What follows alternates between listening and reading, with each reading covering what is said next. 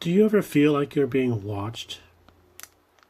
I do. Every time I walk past this bag of a dozen googly eyes. They follow me everywhere I go.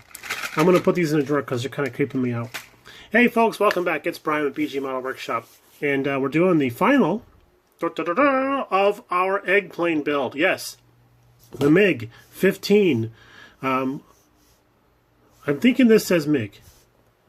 But I know it's 15 because I learned that in school. But this one, I don't know. Say it however you want to. I've heard either way. We know the story. I ordered this by accident. It's a whole fiasco. Yes, I need to reread stuff before I click OK and send and here's my money and all that kind of stuff. So, yeah. Buyer beware. But we did have some fun with the build. I wanted the F-86. I got the F-15. F-15. Oh, God. MiG-15. But... now I'm going to order an F-15 probably, I guess. I don't know. But, yeah, let's show you what we came up with. And I promised my friend Colonel Reb that I would introduce the final in this fashion. Order up! Here we go, folks. Oh, boy, this looks good. I can't wait to get started on this. Oh, wait, no, this is a model. Yeah, that's right. We did bacon made out of milliput. I don't know if you're all familiar with this, but this is a pretty cool product. This is a little bit of a worn box because it's been in my toolbox for model building stuff for well over a year, probably two. Very long shelf life, but it's extremely easy to use. You just slice off equal amounts because it's two different little tubes of stuff. There's one that's yellow and one that's gray. And this one says standard, so it's got kind of like a little bit of a texture to it. There's another one that I just got the other day, which is the superfine white, which is ironic because that was my nickname in college. But this one's supposed to have a much finer texture over the yellow-gray stuff. And I had this in the stash, so I thought, well, I'll go ahead and experiment with this. And if it doesn't work out well because it's so old, I'll go on to the new stuff that I just bought. But this turned out to be perfect. We just rolled it out, and then I made strips of the stuff, and then kind of tacked the strips of the milliput together, and made a couple of bacon strips, and then went about like kind of mushing it together here and there, and crinkling it up to make it look like curled bacon. We all know what bacon looks like, so it's not hard to fall back on that.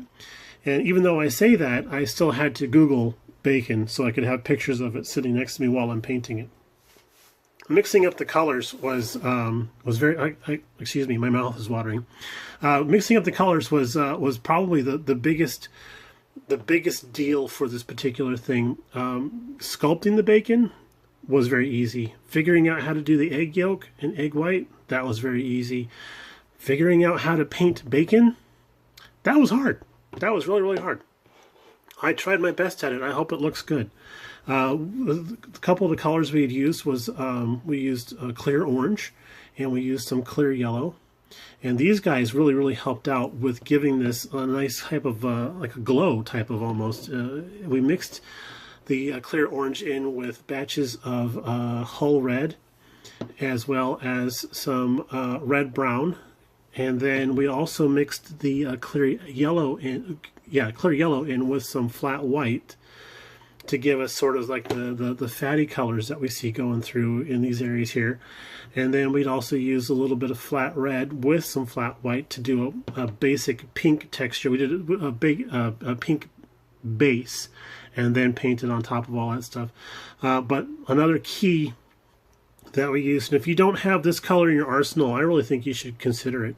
The X19 smoke color. This is a little on the thick side because it is a transparent color. It's like transparent black. But you can put thinners in this and thin it down, and it becomes a lot more easy to use. But I had gone over everything after it all cured up. Cured bacon. After everything cured up, and then I went over and brushed a very thin coat of the smoke on there to help darken everything down, give it a little bit of a black wash, and then went over the top of that with some flat clear to tone everything down because it was a little too glossy. But I think it looks amazing, especially here on camera and in person. I just really want to go on it, but I'm gonna wait until lunchtime. We this was, of course, the googly eye here. We used the actual larger size. We used the 40 millimeter, or I guess about 1.5 inches, I suppose. I had used the smaller ones, and once I made my bacon and had that laid out, I thought, you know, that's just a little too small. So it felt like it was off scale. So I went back and painted up some larger ones, and it worked perfectly. The egg white, of course, is some of our friend here from Mr. Tulip. It's the slick stuff. There is a couple different versions of this. There's a puffy one and all that kind of stuff. But this has dimensional fabric paint, and that means that it actually leaves, it doesn't flatten out very much. And I think this stuff looks perfect. Let's give you a little bit of a closer look here. The textures on it look great. I did have to go over it after I squirted it out because it was like I did like a circular type of pattern, so it had a pinwheel effect going on. So I did use I wetted my finger a little bit and then just went over the top of it and smoothed it out as best I could. Now you see the brown butter spots here? That is a total Bob Ross happy accident moment, because that is the actual frying pan reacting with the tulip paint. Because did I seal the frying pan? No. Of course not. Should I have sealed the frying pan? Yeah, probably. But the idea came to me one afternoon. I went over to the antique mall near the house here. I ran over there. I looked over the place. I found this pan for just about $10. And I wanted to see if there was anything else. People are selling frying pans there for like $55, $60. That like because they're antique or something. I'm like, whatever. But this one chap, he had in his kiosk this awesome oval shaped frying pan, which was just perfect for this. And when I went up to the counter to buy it, the little old lady that was ringing me up, she's like, oh, are you gonna take this home and make some tortillas? And I was like, no, I'm using this for a prop my YouTube video. And she's like, what? And I said, yeah, I'm gonna take it home, make some tortillas. And she goes, oh, it's great to hear. So I left her with a lie, which is my I guess it's my forte. We, in the previous videos, we talked about how we had cracked open the egg by drilling dozens and dozens of little holes and connecting them with a little string saw that we had created. And then we broke off the wing and left that in there. And then we always get, you know, if we're not very good chefs or whatever, we always get the occasional bit of shell in the egg. So I did put some bits of the airplane in the egg white. I was going to do some grease on the pan, you know, try and figure out how to emulate some grease and stuff. But once I saw that the tulip was actually reacting with the with the actual frying pan surface, I thought, nope, let's just super glue down the bacons and then be on our way. So everything is on there fairly well. I even have this double-sided tape. I have it taped down. I didn't want to glue this or drill a hole in this, and because, you know, if you try to drill a hole in cast iron, you're going to break it.